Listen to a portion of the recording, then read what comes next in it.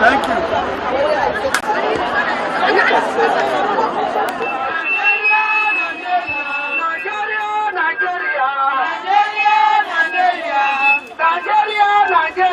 At the rally of the amalgamation of Northern Women Association, Nigeria on Biafra referendum in Abuja on the 5th June 2021. We are the amalgamation of Northern women from all parts of the North, North Central, Northwest, and Northeast. We as mothers, we are always at the receiving end of any war, insurrection, killing, and act of terror. When our men were killed, we were raped and our children rendered orphans. We have nowhere to run to. Nigeria history has shown that women carry the heavy burden of war and act of insurrection and terrorism. We have gone through it from 1967 to 1971. Women, can we allow this to happen again? No! No! Our men died and left us with the children, no cattle for out of nothing. Other men that survived simply move on, but we never move on. The aftermath of the war and the suffering left a lifetime scars in our hearts and on our bodies. Can we allow this to continue? No! No! It is for this reason that we come together today and say we don't want another war, another insurrection. Will we allow this to continue? No! We therefore unanimously call on President Muhammad Buhari as the leader and father of the country and the leadership of the National Assembly, President of the Senate, Dr. Ahmad Lawal, and the Speaker of the House of Representatives, Right Hon Femi Gbajabiamila, to immediately call for a referendum in the country. Let people choose to live in peace in Nigeria or leave. Any other group or nationality that wants to sit or exercise their right for self-determination, like the Southeast has been agitated for the seat to be allowed to live Nigeria peacefully without resorting a second civil war. Wow. Today, the Igbo nation has turned the entire Southeast to almost a war zone. Northerners, irrespective of their tribes, are no longer safe. Infrastructure are no longer safe. Services personnel from police to army are not safe. INEC officers and other symbols of democracy in the country are being destroyed on daily basis. Our husband that goes to do businesses in the South is no longer return home safe. Our political leaders who travel to the Northeast, to the Southeast on national assignment are assassinated in broad daylight. Commuters in the Southeast are often forced out of vehicles to be profiled, and if they are not Northerners, they are usually executed there and then. It is in the light of the above that we are saying enough is enough. And let Mr.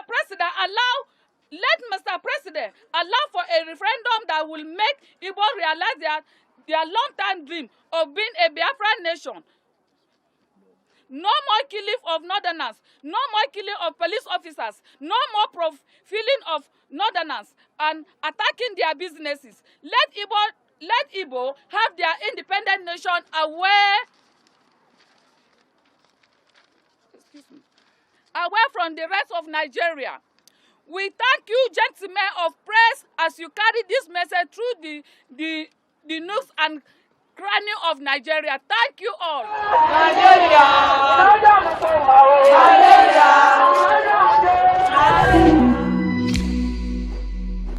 With regard to what's going on in the Southeast and the response of Mr. President,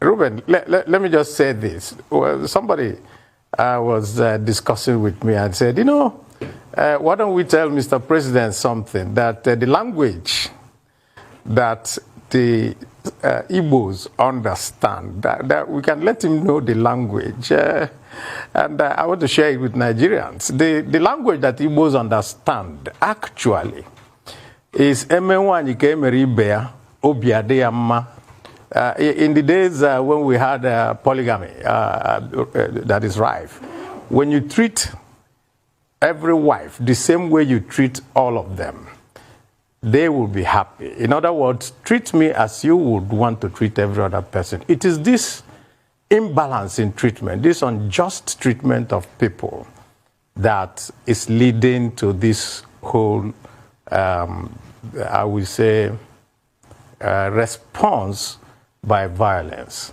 But I can say one thing. The Southeast Caucus, both in the House and in the Senate, we issued a statement a couple of days ago.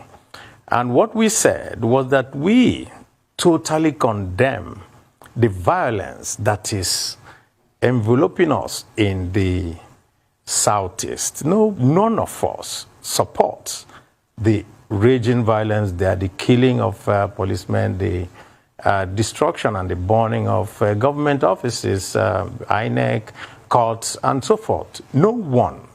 None of us supports it.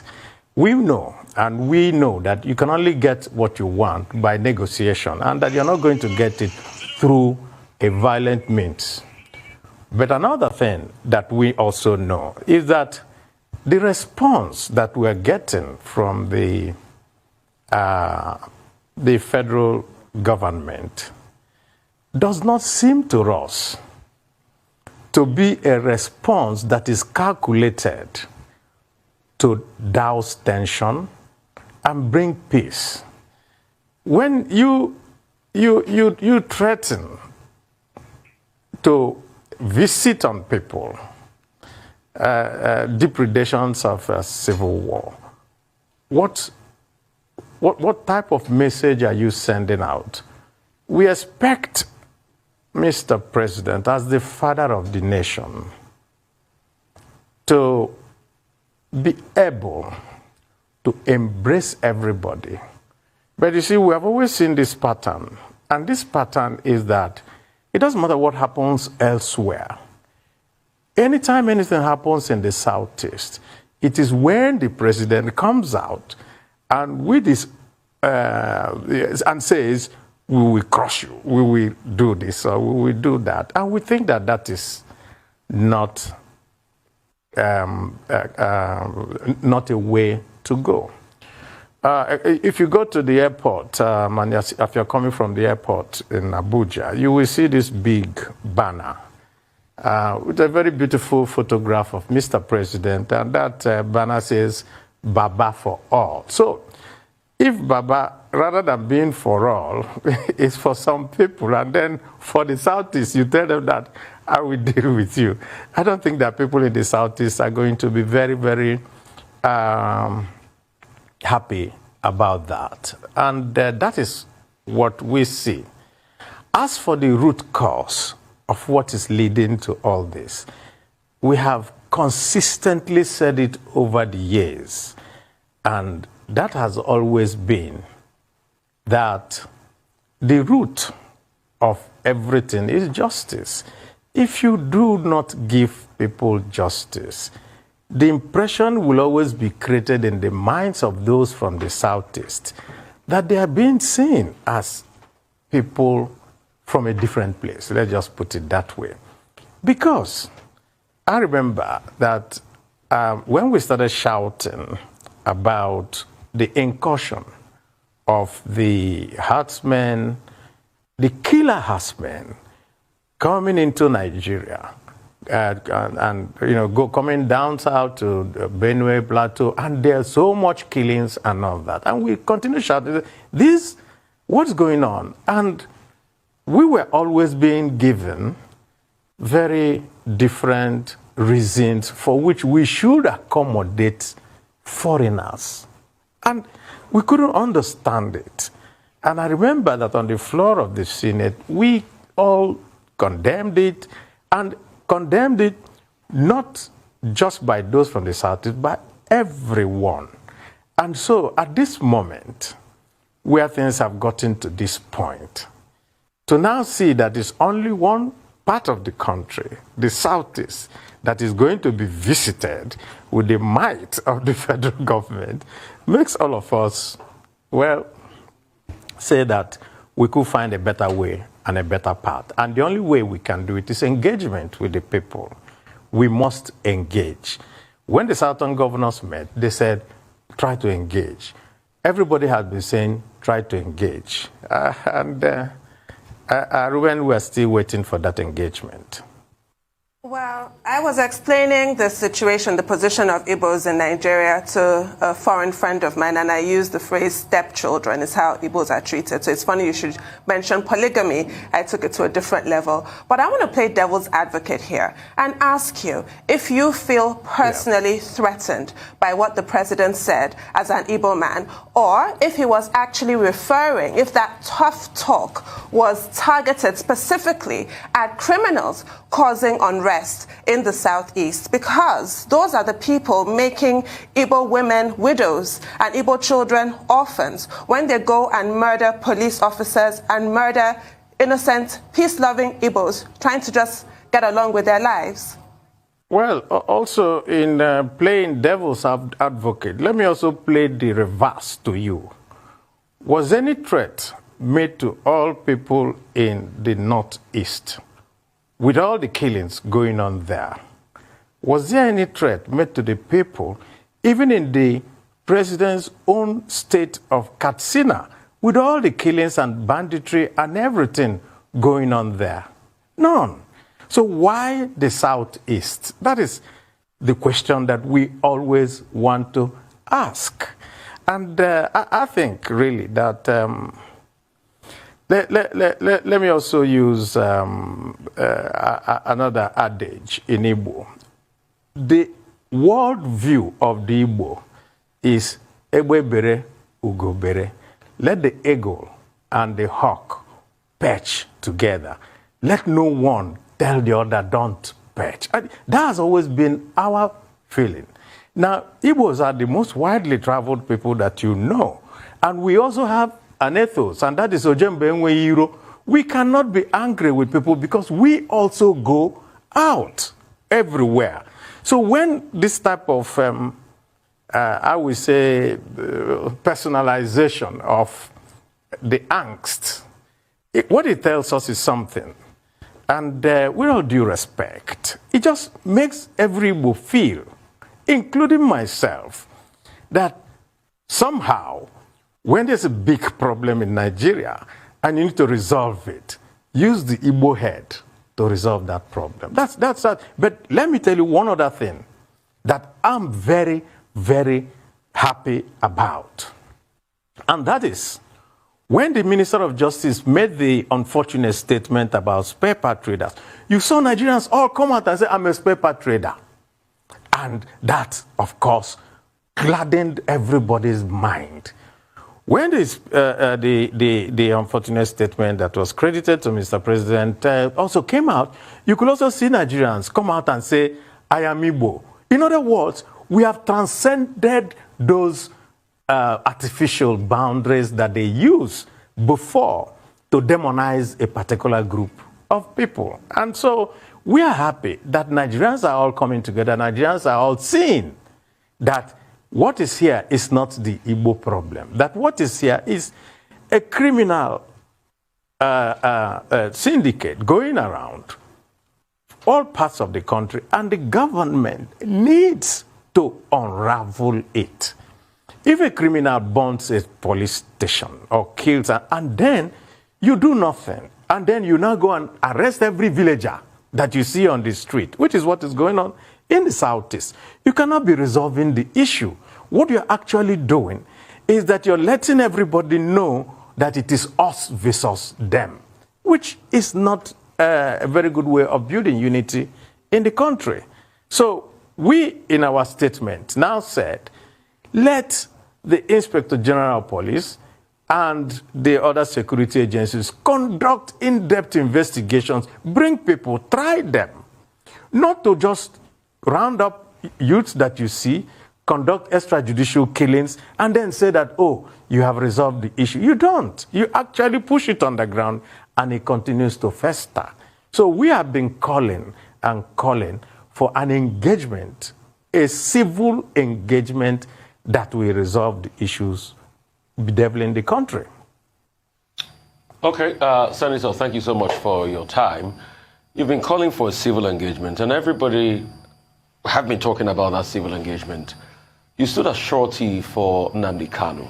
Have you called on him too for this civil engagement? And have you called on, other people in here, the Igbo elders? Have you called on your constituency in the Senate, from other parts, for all of us to come together to have this civil engagement? Because you see, as it is now in Nigeria, we all need to be statesmen. That's the way forward. It's our country. We can have narrative and counter-narrative. It will not take us anywhere. So how can we all sit down on the table and become statesmen, which means rising beyond any hate or hurt or bigotry that we might have had before? Rotus, let me put it this way. In the past few weeks, we have had engagements among ourselves, among the those of us in the National Assembly, the governors, the clergy, and we have all reached out to all the people around who we can engage with to say, this is the time for us to de-escalate. You do not, like we say in Igbo land, you don't fight in your kitchen because you're either going to break bottles or you break pots and pans and all that. We cannot visit this on ourselves. And that is part of the problems that we have. If there is no in-depth investigation to find out who actually is instigating this violence there, merely just pushing it on one side. Of course, we know that all manners of actors will come in when there is, problems and confusion everywhere. We have tried to reach out to, including Nnamdi Kanu himself and all that, and saying, this cannot be the way to go. We are all done that, and we're doing it, and we will continue to do it.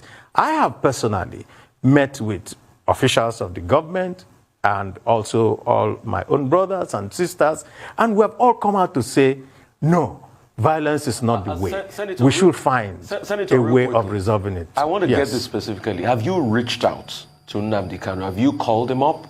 Do you have conversations with him as regards this? If for anything, about rhetoric, about what is coming out there, about de-escalation? Have you had a conversation with him? We just want to know, Senator. I don't have any conversation with Nnamdi Kanu. I don't have that, how we say, privilege. What I do is that I go through his lawyers to tell him this is what we think. And we have been trying to reach out to him. And so he has gotten information from us to say, no, this is not the way to go. We also, look, the people who die, they are also fathers, mothers, brothers, sisters of people. People who get killed, they also have widows, they also have children, they have, and when people get killed, I don't really look around to know whether the person is Igbo or Ijaw or whatever. All manners of people get killed, and that cannot be the way forward. And we have done so. Well, Senator, very quickly, people are already reacting to this conversation we are having with you, and I've seen one or two comments here. But first, one concern is that, yes, you are saying that the president is targeting the Southeast, but somebody sent in a message saying, but it is precisely in the Southeast that you are having a lockdown enforced by non-state actors. It is in the Southeast that you have had majorly attacks on INEC facilities and cases of assassination and indications of anarchy, that should the president just fold his hands. And in any case, somebody also sent a message that you should be asked the question that, look, Senator Abaribe, yes, you stood surety for Nnamdi Kanu, 500 million naira bond. And that person who sent that message was asking, have you paid that bond? But my own question now, after reacting to those reactions, my own question is this. In January 2020, a year ago, you called for the resignation of President Muhammadu Buhari. You argued on the floor of the Senate that his inability to deal with the security situation in Nigeria had reached a point that he should resign. Do you still hold that position today, or you have shifted position? Okay, so let me start from this one, the first one you talked about. I don't think I'm the only person who has done so. Even people from, I think, the Northern Elders Forum or whoever, I saw them, people from the West, people from everywhere, have come and said, resign. I think that attributing it to me is no longer, you would just say that I foresaw that there was a difficulty in doing the work of, what is actually the work of Mr. President. The job of a president is actually to lead us towards, I would say, better welfare, better prosperity, everything, and to be able to wield the diverse parts of Nigeria together. So if you find it very difficult to mismanage the diversity of the country, that is where we now have all these problems. Secondly, on the Nnamdi Kanu matter, at every point that I come to a television station, the very first thing that comes, oh, you stood shorty. Everybody forgets that this was a legal requirement for his bail. It was ordered by a judge saying a senator, and I was chairman of Southeast Senators Forum. And so I had to step up to the. So when people now make this mischievous comment to say, why, so you stood bail, did they expect that no senator from the Southeast will be able to stand? Oh, was that the thinking? I don't think so. I think a judge just made a proof, and then we stepped up. As for whether I paid or not, I think that's a legal matter that the courts are handling. And we are in the appeal court now, and the matter is going on. I think that really, instead of having an honest conversation about the problem of Nigeria, usually people bring in extraneous factors, and the extraneous factors now tend to dominate the conversation. The conversation here is simple. We are having an existential problem in Nigeria. And when you have this type of problem, statesmen come together to say, how do we resolve these issues? And all that we have said is, can we all come and even have a conversation on it? And at any time you say that, there is always this, I would say, fallback position. And the fallback position comes from the fact, this is my own thinking, that there is a rush to protect Mr. President from anybody asking any question, as if it's not a constitutional democracy. That is just the point. And so when questions are asked, the reaction is that you ought not to even ask questions. If we had a monarchy, maybe that may have been better. But I'm the minority leader of the Senate, and automatically that confers on me the fact that I should be able to question the policies of government, the direction of government, the way that the president conducts the affairs of the government. That is my role. And when you try to do that, what you now see is all these brickbats coming from right, left, and center. That is not a democracy. A democracy means that you should be able to say, this path that we're going is not the right path. I think that there's an alternative path we can go, and you can try to go through that alternative path, you know. And I don't, I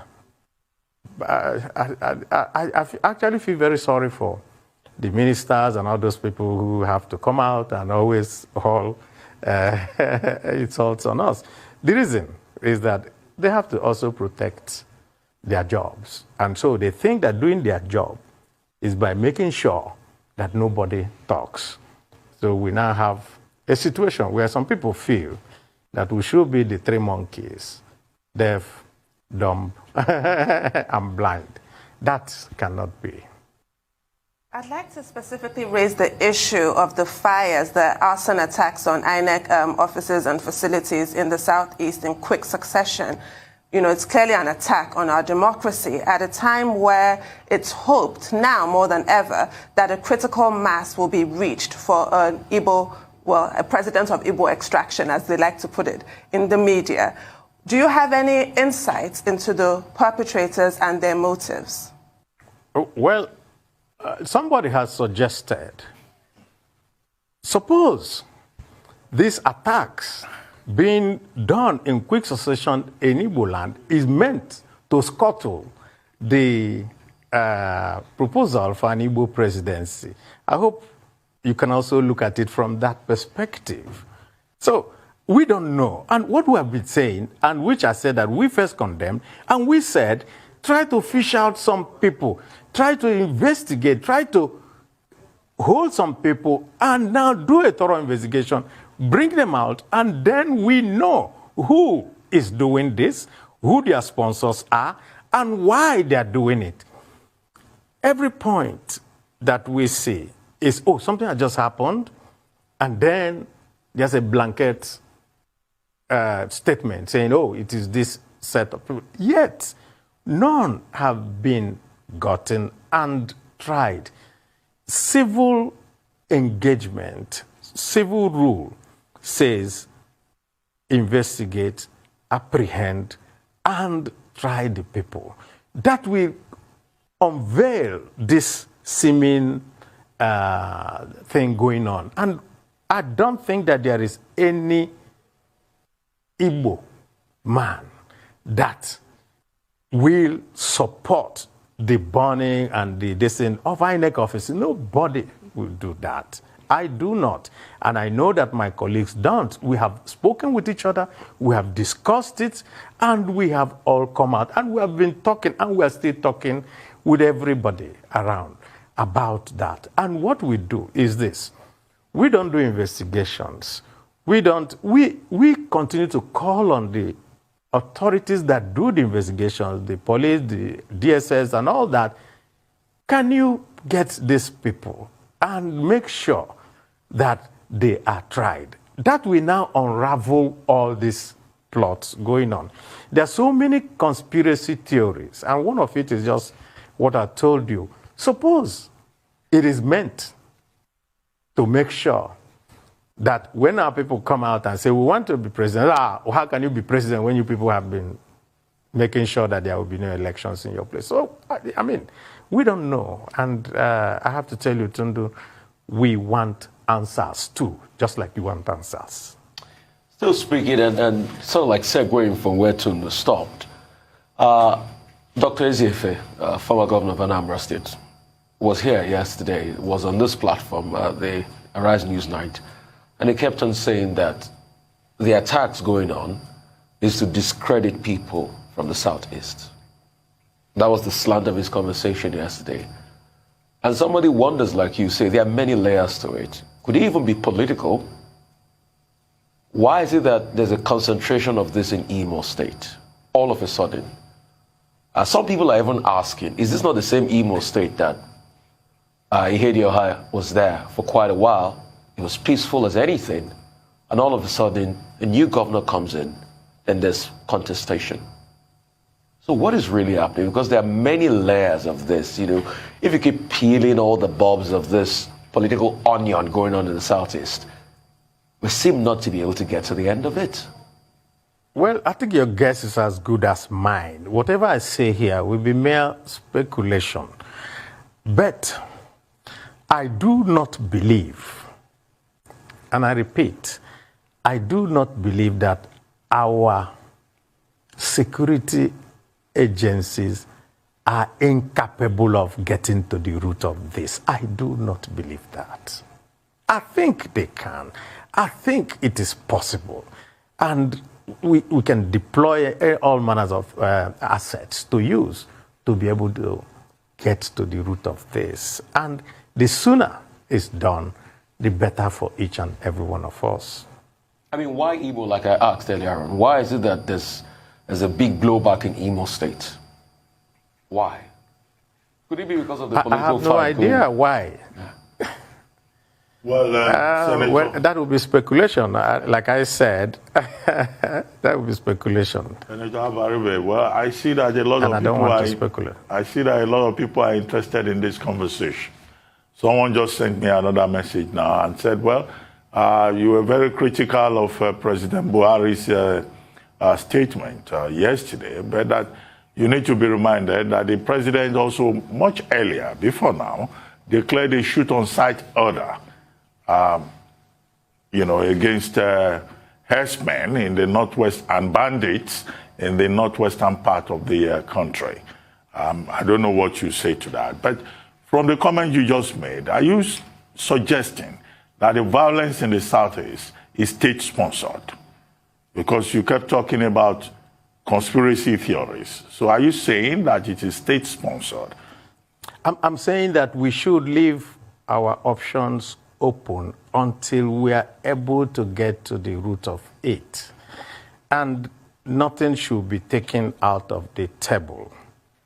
Because we have also, during the Abacha era, also seen state-sponsored things happening. If you remember, Ruben, because you were in Lagos then, as part of what was going on then.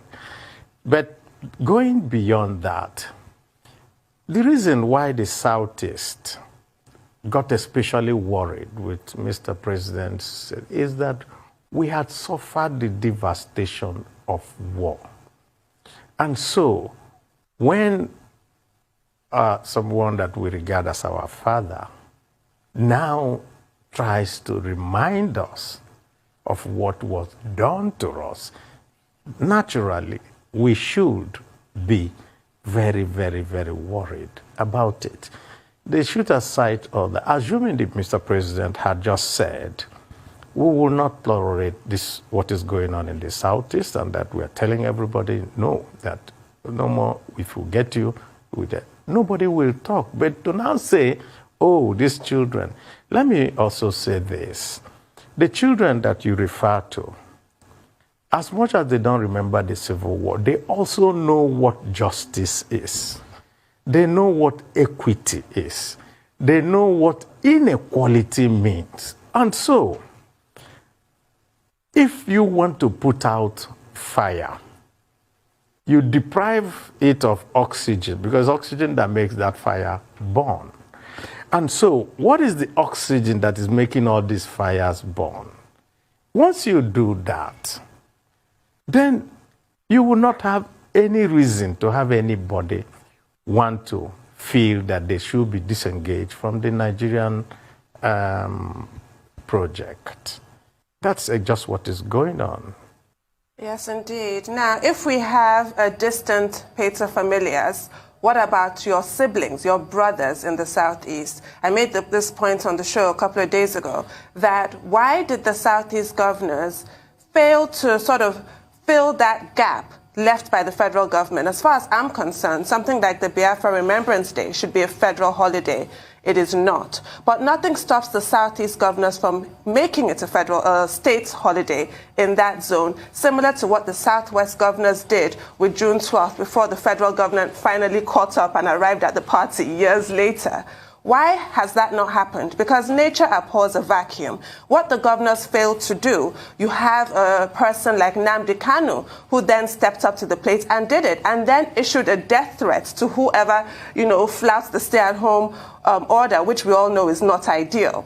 What is the role of the Southeast governors in fostering this sense of harmony and sense of belonging and sense of dignity, quite frankly, in the Southeast region? Tundun, there's a saying in our place that when you wake up, it's your morning. At the end of this program, yesterday. Sorry to interrupt you. At the end of this program, I'm going to do an index of all the Igbo proverbs today. Because this is about the sixth one. But it's okay. Please carry on. Yesterday, I read somewhere the chairman of the Governors Forum Dave Umahi of Ebonyi saying that they will now start to celebrate the May 30 the celebrations in honor of those who died during the war. So now that he has said it, I'm sure that it must have been a conversation among the governors, and they're probably going to do it. They may be coming late to the party, but they're arriving there. Right. So real quickly, I want to talk a little bit about Igbo presidency.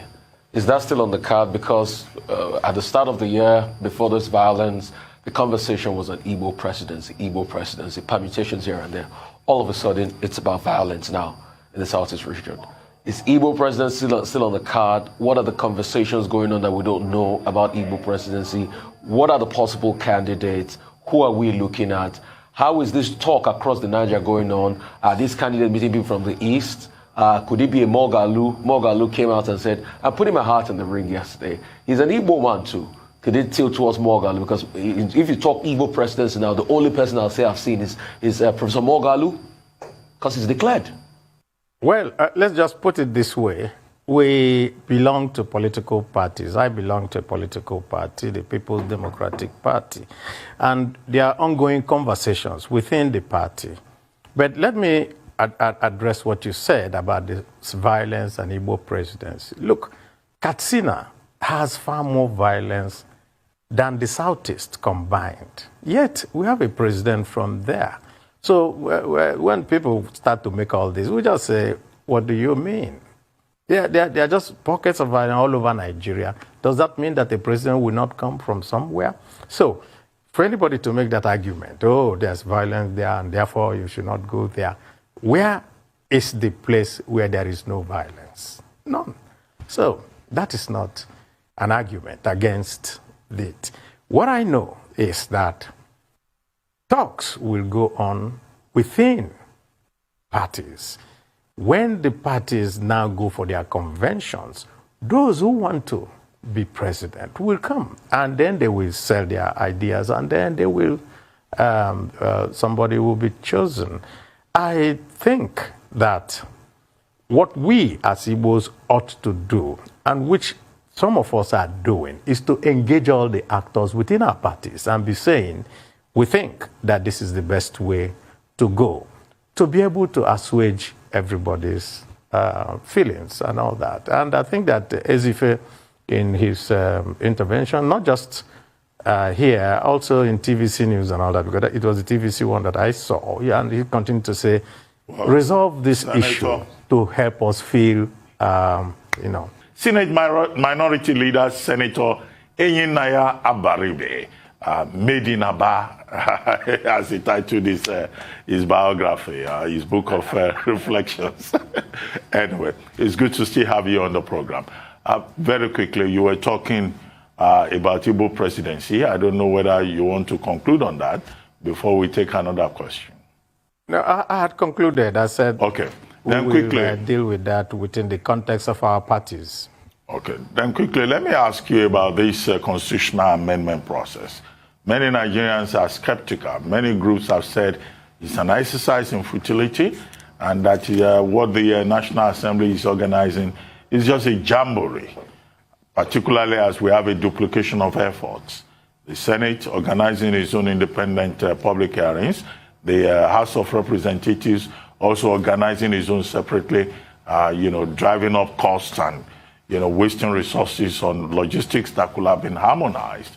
But in terms of the overall objective, do you think anything concrete, anything meaningful, anything acceptable to Nigerians, particularly those who are asking for a new constitution, a people's constitution, will come out of this current process? Well, let me take you back to history, Ruben. If you recall, there was a time that when President Yaradua was indisposed and the vice president couldn't step up because the procedure at that time was that there had to be a letter from Mr. President. But we amended the Constitution to now give such provision now that if after 21 days there's no letter, automatically that kicks in. There is no amendment that will not lead to, what we want is a better union. And we, as the National Assembly, of which I'm part of it, we cannot on our own abrogate the constitution that we were elected under. And so, the only thing we can do is to say, where are those contentious issues that we can take and deal with? And that is what is going on. And as for the number of consultations, I think the wider, the better. We ought to have every shred of opinion so that no one will turn around to say, I was not listened to, and therefore whatever you're doing should not work. I think that we should give it a chance. Right. I'm going to take you back to the 2023 elections because I have a question somebody asked me to ask you, and throwing out some specific names, people who have proved their political mettle, like Dr. Chris Ngige and Dr. Ogbonnaya Onu, and I will add women, obviously, like Sharon Ikeazo, and obviously Honorable, one of your colleagues in the National Assembly, Honorable Onyeji Ocha. What about people like that who have actually proved themselves? What are their chances, do you think? Well, they are in a political party. And when the political party now says that the gate is open for anybody who wants to be president, they ought to also make their requests. In fact, one of my people, one of the traditional rulers in my place, there is a person you see his hand on the counter that you put medicine when they used to go to dispensary in those days. So if you sit in your house and you don't want to come out to be a president, how are you going to be? So nobody can ask and tell us, oh, you're not doing that, or you are doing that, or something. Somebody with fire in his belly, just like Mohalu has done, has to come out and say, I want to be president, and do the necessary reach out and engagement that is necessary. No one area can make themselves president. You must be able to have a coalition all across Nigeria, and that is what the person needs to do. Speaking of coalition and people coming out to this, there's talk. I mean, so let me start from here. The Constitution says that the political party must sponsor the candidate. That's what the Constitution says. So you have to come through a political party. You're not an independent candidate. And there are two major political parties. Yeah. It's almost a choice between two people, the APC and the PDP. A lot of governors are defecting. Southeastern governors are defecting and going to the APC because there's a talk about their bread being buttered there as regards Igbo presidency. The PDP, on the other hand, has not been able to make a definitive statement on zoning and where it's going to go to. What are the talks going on in the PDP now as regards what will emerge or who will emerge? Does the PDP have it? Or like they said, they were going to leave it open? So, and what are the Igbo senators doing in the PDP to ensure that the PDP makes it come their way? Well, we are talking to each other. We are doing our best. And don't forget that the Igbo senators were just 15. And we formed a large bloc within the PDP caucus. And so we will continue to engage with our friends. The point really is no party has said anything about zoning. APC also has not. If, as you say, some people feel that their bread is going to be buttered there, good luck to them. Let them go and struggle for it. And we will all be part of helping them to be able to achieve their aim. Our own is simple. I'm in my party, and I will follow within the way that we do and conduct our business in our party to be able to reach a particular end. If that end is Igbo presidency, it will be very, very good for us. Because a lot of people are saying time is running out. I mean, Yaya Bello has gone to meet Chief Ezefe to talk to him about his presidential ambition. And that, it might not be correct, but the media started to report that Chief Ezefe has even endorsed Yaya Bello. So a lot of people are asking, when will the Igbos come out? Because time is running out. We're in 2021. Next year, it's going to be almost showtime.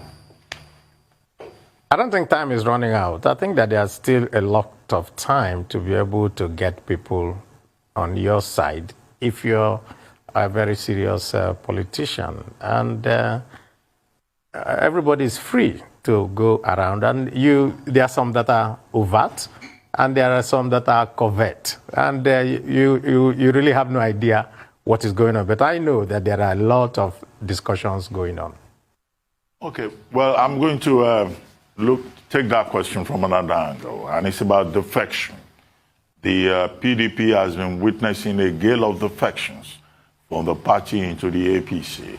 You represent Abia South Senatorial District, and one of the next governors that people have been saying is likely to move from the People's Democratic Party to the APC is the governor of your state, Ikpeazu, Governor Ikpeazu Okezie.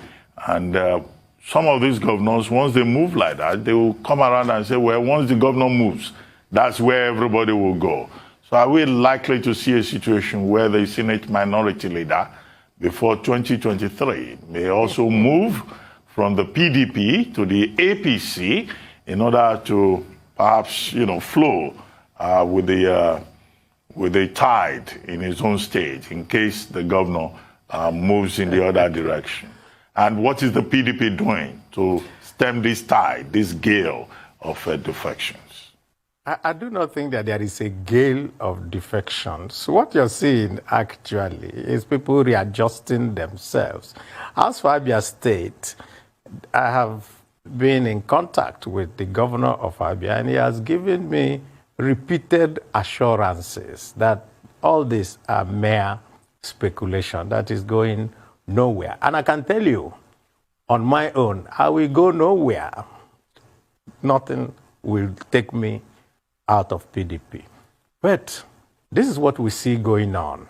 What we see going on is that governors are being wooed by the APC, and they're being told that, oh, don't worry, whatever you want, we will be able to give you. And they go in, and then they now find that the ground is not as level as they thought. And we're having a situation where governors go and then have to try to compel others to follow them. I mean, we're just seeing it happening recently. And people have said, we're not going with you. So I think that there's too much pressure. There's a lot of intimidation going on. They are being told that, oh, don't worry, we will win election again, we will write results, whatever you want, you will do it. Of course, it's not going to happen. INEC just has continued, and then the Electoral Act is coming that we're going to modify all those things, all the lacuna that has always been in our electoral management system. And I think that going forward, votes will continue to count much more than before. And so, anyone who is a politician who wants to be able, must be with his people, and you go where your people want you to go. I don't see anybody in Abia State wanting to go. Well, I mean, you've been... I don't even want to mention the party. Anyway, Tondo asked you a question earlier. I don't think that is necessary. I'm sorry. Well, Tondo asked you a question earlier about persons from the Southeast who could possibly run for the presidency. Well, you've been deputy governor, and you are a ranking member of the Senate, having been there since 2007. Are you yourself considering running for the presidency of Nigeria, possibly in the future, if you say you are not defecting from the party? Do you want me to give you the typical Nigerian answer? I will go where God says I should go. Or where your people ask you to go? Or do you want me to say I will go where my people say I should go? But actually, in politics, you actually have to do what your people want. And that is the only thing that connects you to your people, and you don't depend on anybody else. And so when the time comes, my political journey will be made very public. I will not hide behind a finger. I will not say, let me stay this way. I will say, this is where I want to go. If it's the presidency, I will also say so. But I was going to ask you if you're going to vie for a 5th term as a senator, but I guess we'll have to wait and see. Yes. Is there an Igbo adage for wait and see? Senators make very good presidents. Okay. Senators make very good presidents. We have Obama, we have Biden, and all that. So you can see that maybe we will get one from I hope you can say the same of Nigerian senators. I hope you can say the same of Nigerian senators. But thank you very much, Senator Inyina. Biafra, in a Nigeria. And I know devil. And devil if nobody in a teenager. I remember my company do Biafra, start to him. In the young wagon, I remember my Biafra, several.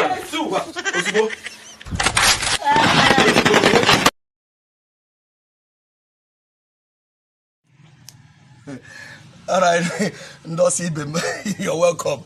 Emma, before about banana, who has about banana. My name is Suke, the Oracle of Comedy. Our politicians, our leaders get going here, getting up trying here, better the nation. They will now English after na Chinese and I saw English. English come get what I was citizens so mobile. Euro nyoboda me motagene na this insecurity time. Onye me won issue coconut. Because okay me insecurity ka bi do mo mbapata ya na insurgency.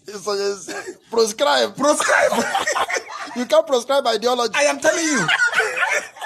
Mba no promise class and na na cattle yaras. Ugu am tro. Police asabasi na how headers. Yes man. Na you can't blame English ka. Unknown government. Unknown government. Jesus, even governor. Hope. Hope English, learn Latin. Insecurity by the violation. I see. Since Gulag can't wait today. Since Gulag, as a humble man, he chose to come into Imo State incognito. My brother made provisional incognito. Incognito na bomoke onye gawara on his own. Nejigi convoy. Nejigi security ya. Ne wonye ogurebo na ge igala incognito. So Nigerians, if I am me pon wine, ya chire family, all family NATO. If pon wine, ya chire then ya all in friend NATO. So if you are calling your girlfriend to come and meet you, see her, baby, you are coming incognito.